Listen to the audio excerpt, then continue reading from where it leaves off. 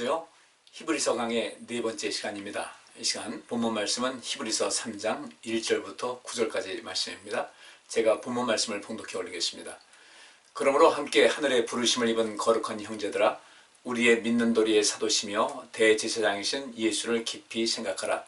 저가 자기를 씌우신 이에게 충성하시기를 모세가 하나님의 온 집에서 한 것과 같으니, 저는 모세보다 더욱 영광을 받을 만한 것이 마치 집 지은 자가 그 집보다 더욱 존귀함 같으니라. 집마다 지은 이가 있으니 만물을 지으신 이는 하나님이시라. 또한 모세는 장래의 말을 것을 증거하기 위하여 하나님의 온 집에서 사환으로 충성하였고, 그리스도는 그의 집 맡은 아들로 충성하였으니 우리가 소망의 담대함과 자랑을 끝까지 견고히 잡으면 그의 집이라. 그러므로 성령이 이르신 바와 같이 오늘날 너희가 그의 음성을 듣거든 노하심을 격동하여 광야에서 시험하던 때와 같이 너희 마음을 강팍해 하지 말라. 거기서 너희 열조가 나를 시험하여 증험하고 40년 동안에 나의 행사를 보았느니라. 아멘.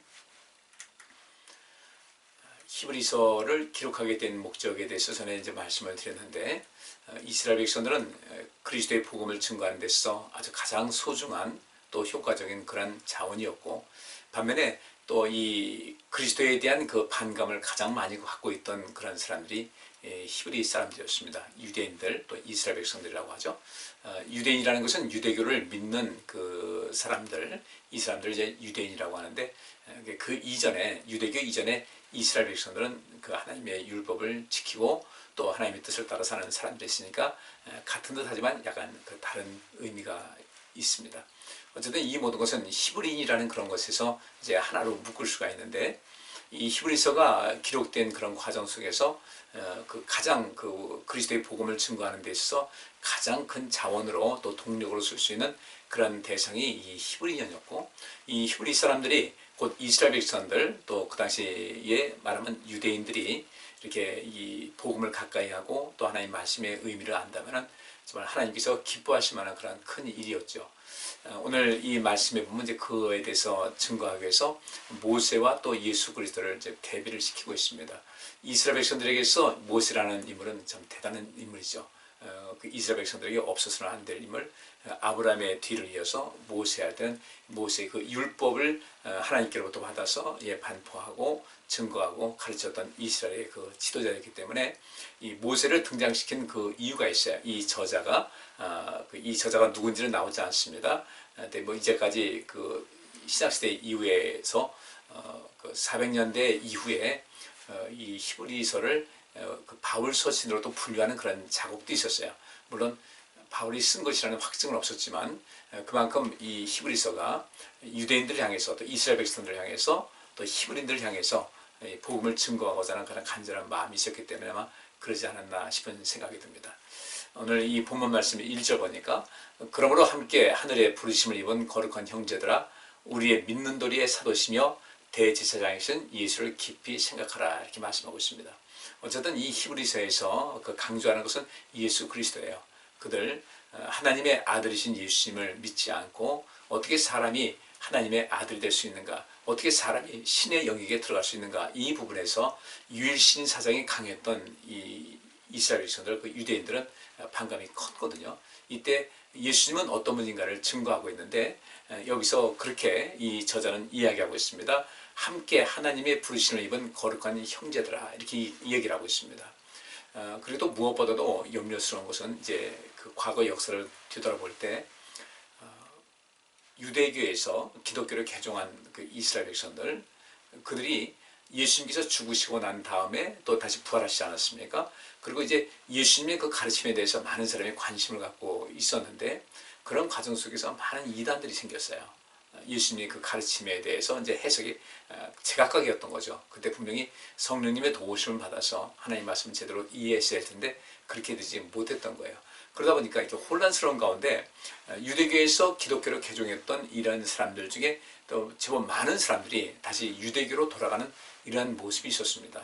그러니까 이 히브리서가 기록될 당시에 참 너무도 안타까운 현실이겠죠. 이 복음을 온전히 따르고 하나님의 말씀을 따르면서 예수 그리스도께서 말씀하신 대로 하나님의 나라와 하나님의 의를 위해서 열심을 다해야 될 이런 상황 속에서 기독교로 왔다가 그리스도의 복음을 따랐다가 다시 유대교로 회귀하는 이런 모든 사람들, 어쨌든 그들을 발걸음을 멈추게 하고 그들을 이제 복음에서 귀하게 쓰임 받도록 해야 되는데, 그래서 이렇게 얘기하는 겁니다. 함께 하늘의 부르심을 입은 거룩한 형제들아.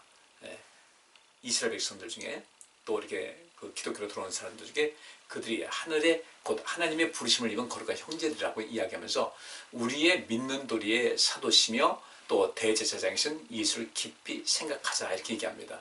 여기서 이 도리라는 것은 호몰로기아라는 단어로서 고백, 동의, 합의, 일치라는 것이죠. 그러니까 우리의 믿는 도리의 사도시며 예수님을 말하고 있는데, 우리가 예수 그리스도를 믿는다는 고백을 했고 예수님은 하나님의 아들이시고 또 메시아이심을 우리가 동의를 했고 합의하고 일치한 상황이 있는데, 여기서 더 이상 다른 것에 마음 뺏기지 말고 이런 많은 그 이단들의 그 속삭임에 미혹되지 말고 우리 믿는 도리, 우리가 고백하고 동의하고 합의하고 일치된 마음으로 이제까지 섬겼던, 그리고 그분께서 이제 사도시고 또 대제사신, 이 사도라는 것은 12사도와의 그 맥은 달리하죠. 보냄받은 자로서 하나님께로도 보냄받은 의미에서 하나님의 사도라는 그런 의미가 되고, 그 다음에 이분이 대제사장이라는 거죠. 과거의 그 구약시대에 그런 짐승들이 인간의 죄를 대신해서 죽는 과정 속에서 이 말씀이 기록될 당시 또 그 이전에 성전시대에서는 그 성전에는 그 짐승들의 그 울음소리, 죽으면서 그 뱉는 그런 소리, 그 다음에 그 피 비린내, 또 거기서 피가 흐르는 것을 또 하수도가 제대로 되지 않은 가운데 그것을 계속 흘리고 흐르는 가운데 그 부패한 냄새, 이런 것 때문에 이 예루살렘 성전하는 그냥 이건 말할 수 없는 그런 것이었습니다. 구약 시대에 곧 이 이스라엘 백성들이 광야에 있을 때고, 그 다음에 이후에도 이제 성전에서 희생제도가 있을 때만 해도 그냥 넘겨줄만 하지만 이제 좀 더 많은 숫자 인원이 늘어나고 한 가운데선 그 예루살렘 성전 그 자체는 정말 이 일반 이방인 사람들이라든지 이런 사람들을 볼 때는 이것이 뭔가 하고 할 정도로 아주 굉장히 불쾌감을 느끼고 혐오감을 느낄 만한 그런 상황이었던 것이죠. 그때 맞춰서 예수님께서 오셔서 이제 더 이상 이런 그 짐승의 피해 제사를 이제 금하게 된 거예요. 그리고 예수 그리스도께서 이제 속죄 제물이 되셔서 단번에 이제 더 이상 그 짐승의 희생이 필요하지 않고 예수 그리스도를 믿는 이 가운데, 우리를 위해서 죽으신 예수 그리스도를 믿는 가운데 영생을 얻게 되는 이런 과정이 있었던 것이죠. 그래서 이 대제사장이신 예수를 깊이 생각하라. 우리를 살리시고 우리 대신 우리 하나님과 우리 사이 인간 사이 속에서 중보자 역할을 하고 그 죄를 사해준 예수 그리스도를 깊이 생각하다. 이 생각한다는 것이 지각하다, 보다, 또 어떤 목적에 온 마음을 쓰거나 몰두한다는 그런 거죠. 예수님을 생각하는 것은 단순하게 그 생각하고 그런 것이 아니라 우리의 그 예수님께서 이 땅에 오신 모든 목적과 우리가 또 그리스도인이 된 이런 모든 상황 속에서 그 진정한 그 하나님 나라와 하나님의 의를 구하는 목적을 두고 온 마음을 거기에 쓰고 예수 그리스도에게 몰두해서 그분의 가르침을 따라서 살자는 그런 그 말씀이 되고 있어요. 그러면서 계속해서 이제 오늘 뒤에 있는 말씀 2절부터 보면 예수 그리스도를 또 소개하는 내용이 나오고 있죠.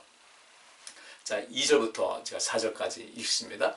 저가 자기를 세우신 이에게 충성하기를 모세가 하나님의 온 집에서 한 것과 같으니 저는 모세보다 더욱 영광을 받을 만한 것이 마치 집 지은 자가 그 집보다 더욱 존귀함 같으니라, 이렇게 말씀하고 있어요. 그럼 여기서 이제 모세가 등장합니다.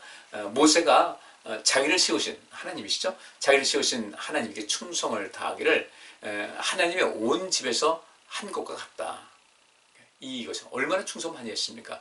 오죽하면 모세가 내가 이 백성들을 내가 직접 낳은 것도 아닌데 내가 이들을 이끄는데 너무 내가 짐이 무겁습니다. 너무 고통스럽습니다. 그러면서도 불구하고 하나님께서 주신 명령에 따라서 끝까지 그 사명을 감당한 사람인데, 이렇게 하나님께서 자신을 세운 것을 믿고 자기를 세우신 하나님께 충성을 다한 거예요. 그러니까 하나님의 온 집에서 한 것 같다. 근데 여기 3절 말씀하니까 저는 모세보다 더욱 영광을 받을 만한 것이, 모세는 그렇게 하나님을 위해서 충성을 다했지만 저는 그 예수님은 모세보다 더욱 영광을 받을 만한 그런 위치에 계신 분이라는 거죠. 신분도 그렇고 행하신 모든 것을 봤을 때 마치 집 지은 자가 그 집보다 더욱 존귀함 같으니라. 집을 지었어요. 그 집을 지었는데 그 집을 지은 자보다 집이 더 존귀할 수는 없는 것이죠. 그 집을 지은 자가 그 집을 지었기 때문에 집보다 더 온전한 것이다. 더 존귀하다. 예수님께서 바로 그런 거예요. 그러니까 이 모세는 하나님께로부터 부르심받은 그 종으로서 충성을 다했지만 예수님은 하나님의 아들이지 않습니까? 그러니까 하나님의 아들이시라면 이 세상은 곧 예수님 것이에요. 하나님 것이기도 하고 예수님 것이에요. 골로새서에 있는 말씀 보니까 이 세상은 하나님께서 지으셨다고 하면서도 뭐라고 하고 있습니까? 그 아들 예수 그리스도로 말미암아 지음받았다. 또 예수 그리스도를 위해서 이 세상이 지어졌다라고 말씀을 하고 있어요. 그러니까 예수님께서 이 땅에 오셔서 그렇게 헌신하고 봉사하시고 충성을 다하신 것은 당신의 것을 위해서 온갖 것을 다 쏟으신 거예요. 그래서 이 세상을 그토록 사랑하신 것이죠. 당신 것이기 때문에 그 충성이라는 단어가 무색할 정도로 너무너무 사랑하신 거예요. 그 사랑으로서 우리를 위해서 대신 죽은 것이고 하나님께서는 그런 그 예수 그리스도를 다시 3일 만에 부활시키셔서 이 모든 것을 온전케 하신 것이 있는 것이죠. 4절에 집마다 지은이가 있으니 만물을 지으시는 하나님이시다. 하나님께서 이 세상을 지으셨어요. 그러면서 다시 모세를 소환해서 말하기를 5절 보니까 또한 모세는 장래에 말할 것을 증거하기 위하여 하나님의 온 집에서 사환으로 충성했다. 앞으로 일어날 일을 위해서 또 그 모든 것을 증거하기 위해서 하나님께서 어떻게 그 이스라엘 백성들을 택하신 백성들을 사랑하시고 아끼시고 복되게 하시는지를 증거하기 위해서 하나님의 온 집에서 사환으로 부르심받은 청직으로서 충성을 다했다는 거예요. 근데 예수님은 어때요? 이 세상의 주인으로서, 그죠? 이 세상을 지으신 분으로서 그 주인으로서 충성을 다하셨기 때문에 이 모세도 뭐 충성을 다해서 이스라엘 백성들 사이 속에서는 모세 대단한 인물인데 여기서 이 히브리서 기자가 말하는 것은 모세, 여러분들이 알고 있는 그 모세가 하나님께로부터 사랑받고 특별한 인물이었던 것은 분명하지만 우리 예수님께서는 이 세상을 창조하신 분으로서 이 세상이라는 그 집의 주인으로서 충성을 다하셨기 때문에 그 충성도라든지 이런 것은 모세와 비교가 안 된다는 것을 이야기를 하는 것이죠. 그렇다고 해서 모세를 폄훼하는 것은 아니에요. 단지 우리 예수님께서 모세도 충성을 다했다. 인간으로서 그만큼 충성한 사람 없다. 그런데 그를 창조하신 분도 우리 하나님, 곧 예수님이시고 그가 다스렸던 이런 모든 것도 우리 하나님 것이고 예수님 것인데 그분께서 모세가 충성한 것 같이 우리 예수님께서도 또 그리스도께서도 하나님의 집을 해서 충성을 다했다. 당신의 집을 위해서 최선을 다한 거죠. 너무도 아끼셨기 때문에 우리를 아끼셨고 세상을 아끼셨고 그래서 하나님의 세상을 이처럼 사랑하사 독생자를 주셨다. 다 그 말씀에 포함되는 거죠. 그래서 6절에 그리스도는 그의 집 맡은 아들로 충성하였으니 우리가 소망의 담대함과 자랑을 끝까지 견고히 잡으면 그의 집이다. 우리가 하나님에 대한 그 소망, 우리가 또 이 땅을 살면서 여러 가지 고난이 있고 어려움이 있다 할지라도 믿음을 지키고 하나님의 나라와 하나님의 의를 위해서 힘을 다해서 충성을 다하고 정말 예수님께서 충성하신 것만큼은 못한다 할지라도 주님께로부터 부르심받은 입장에서 충성을 다하는 그 가운데 우리 희망을 갖고 있으면 그 충성이 가능한 것이죠. 이 소망의 담대함, 절대로 이 희망은, 우리가 갖고 있는 희망은 단지 요망사항이 아니라 반드시 이루어질 현실로 다가올 그런 상황으로 이어질 수 있다는 그런 소망의 담대함과 그 다음에 이 자랑을 끝까지 견고히 잡으면 이 자랑이 무엇입니까? 문자 그대로 자랑이에요. 이후에 자랑할 일이 있다는 거죠. 우리가 주 앞에 충성을 다하면 자랑할 것이 있다. 또 우리 주님께서 우리를 자랑스럽게 여기신다. 그 자랑을 끝까지 견고히 잡으면 그의 집이 되어서, 그분의 집이 되어서 그분의 사랑을 많이 받게 된다는 거죠. 하나님의 집을 위해서 당신의 집을 위해서 충성을 다하신 것 같이 우리가 그의 집이 되어서 주님께로부터 아낌받고 사랑받고 복된 삶을 누리시던 그런 길이 열리게 된다는 것을 말하고 있어요. 이러면서 이 히브리인들에게 계속해서 예수 그리스도께서 어떤 분이신가, 예수 그리스도께서는 하나님과 어떤 관계인가, 하나님은 아버지시고 예수님은 그분의 아들이시다. 또 우리가 그 예수 그리스도는 우리와 어떤 관계에 있는가, 우리의 구세주시고 또 하나님의 아들로서의 우리가 또 같은 형제라고 이야기를 하고 있는데 그 형제라는 그런 개념 속에서 우리가 어떻게 됩니까? 우리 맏형이라는 그런 개념인데 그렇다고 해서 우리가 예수님도 하나님의 아들이시고 나도 하나님의 아들이다 딸이다 같은 형제자매다 이것은 그건 아니죠.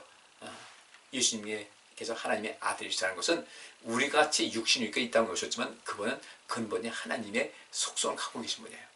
근데 우리는 그 하나님의 어떤 신의 속성을 갖고 있지 못하니까 그럼에도 불구하고 우리 하나님께서 또 우리 예수님께서 우리를 사랑하셔서 이 땅에 오셨다는 것이죠. 이것을 이야기하는 겁니다. 그러니까 예수님은 그저 이 모든 율법과 상관없이 어느 날 그냥 뜬금없이 나타나는 그런 분이 아니라는 거죠. 그런데 이 유대인들이 많이 의심하고 있었는데 의심할 필요가 없다. 의심할 여지가 없다는 거죠. 예수님은 하나님의 아들이시고 그 사랑을 하나님께서는 예수님을 보내심을 통해서 이 모든 것을 증거하셨고 예수님께서는 이 세상 모든 사람을 위해서 죽으심을 통해서 그분이 진정한 우리 삶의 주인이고 또 하나님의 아들로서의 그런 모든 권세를 부여하기 위해서 그 희생을 감수하셨다는 것을 증거를 하고 있는 겁니다. 그래서 7절 말씀에 그러므로 성령이 이르신 바와 같이 오늘날 너희가 그의 음성을 듣거든. 주님께서 우리를 사랑하시죠. 우리를 구원하신 분인데 그분의 음성을 듣거든 또 하나님의 음성을 듣거든 8절 말씀대로 노하심을 격동하여 광야에서 시험하던 때와 같이 너희 마음을 강팍해 하지 말으라.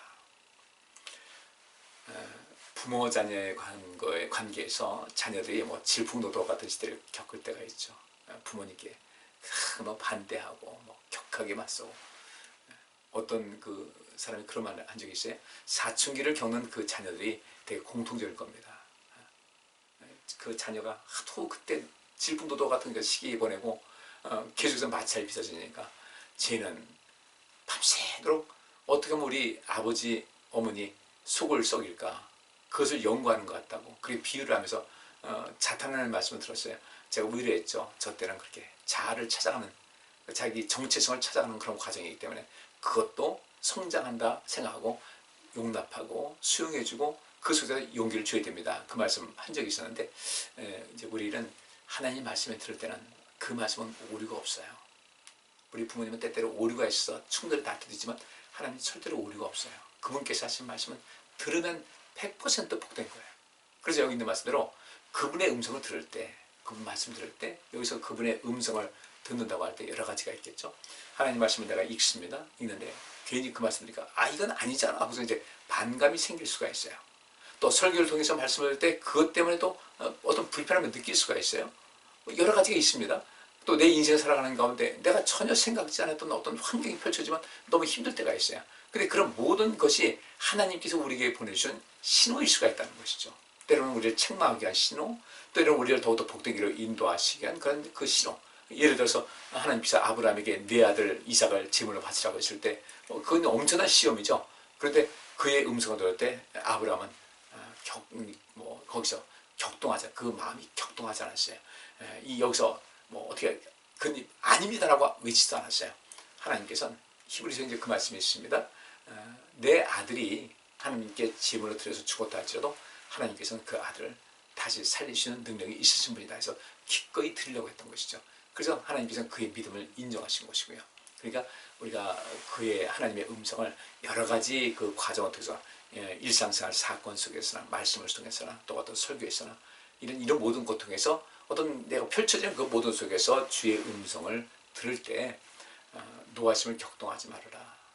우리가 분노를 하지 말라는 거죠. 분노하지 말고 일단 그 모든 것을 수용하고 어떻게 하면 좋을 것인가 하나님 바라보면서 하나님을 의지하면서 인생을 살 필요가 있다는 것입니다. 그러면서 광야에서 시험하던 때와 같이 너희 마음을 강팍히 하지 말라. 이스라엘 백성들이 그렇게 12명의 정탐꾼 갔는데 여호수아와 갈렙 외에 10명의 정탐꾼이 우리 저희 가면 다 죽는다고 하니까 거기서 하나님 믿지 못하고 밤새도록 통곡하면서 애국으로 돌아가자고 그야말로 그 강력한 시위를 벌였잖아요. 그러다가 결국 얻은 것은 무엇이겠습니까? 그들이 40일 동안 광야 생활 40일 동안 그 가나안 땅을 정탐하고 온 것을 하루를 1년 쳐가지고 40년 동안을 광야에서 방랑생활을 할 것이다 라고 말씀하신 거예요. 물론 그 40년 동안의 광야 생활은 이스라엘 백성들을 훈련시키고 다지고 더욱더 온전케 하게 한 그런 뜻이었는데 그 과정 속에서 그 주님께서 원하신 말을 이루지 못하고 광야에서 죽은 사람들이 태반이었습니다. 엄청난 비극이죠. 우리 하나님 말씀을 들을 때 하나님 말씀이라면 우리가 그것을 순응할 수 있어야 되겠다는 거죠. 순종할 수 있어야 되고 우리 삶을 어떻게 하면 행복하게 살 수 있을 것인가 관심 많이 가지셔야 돼요. 그리고 끊임없이 성장하셔야 돼요. 우리 인생 살다 보면 여러 가지 많은 일이 있습니다. 그 과정 속에 우리는 늘 이기는 사람이 되셔야 된다는 거죠. 그러면서 9절 말씀에 거기서 너희 열조가 나를 시험하여 증언하고 40년 동안의 나의 행사를 보았다.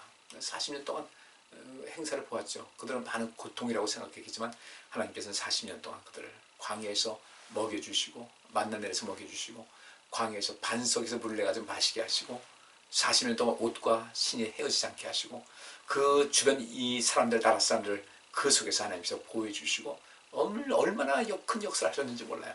굉장한 일을 하셨는데 그런 가운데서도 거의 대부분의 사람들이 하나님의 은혜에 감사하지 못하고 계속해서 노하심을 격동해서 하나님과 싸우지 말라고 했는데 그 분노를 계속해서 유발하다가 격발시키다가 광야에서 죽게 된 것이죠.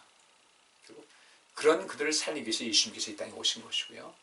우리는 이러한 그 모든 상황을 하시고 우리가 하나님을 섬길 때 하나님의 사랑을 잘 아셔야 되고 예수님의 그 사랑과 희생을 아셔야 되고 예수님의 그 살과 피를 우리가 먹고 마시면서 오늘까지 여기까지 왔는데 항상 믿음으로 바로 살아서 그 예수 그리스도를 향한 모든 그분을 모범 삼아서 달려나가고 닮아가고 또 예수님께서 살아가셨던 모든 흔적을 또 뒤쫓아가면서 하나님과의 관계를 더욱더 새롭게 한다면 복 있는 삶을 살아갈 수 있는 것이죠.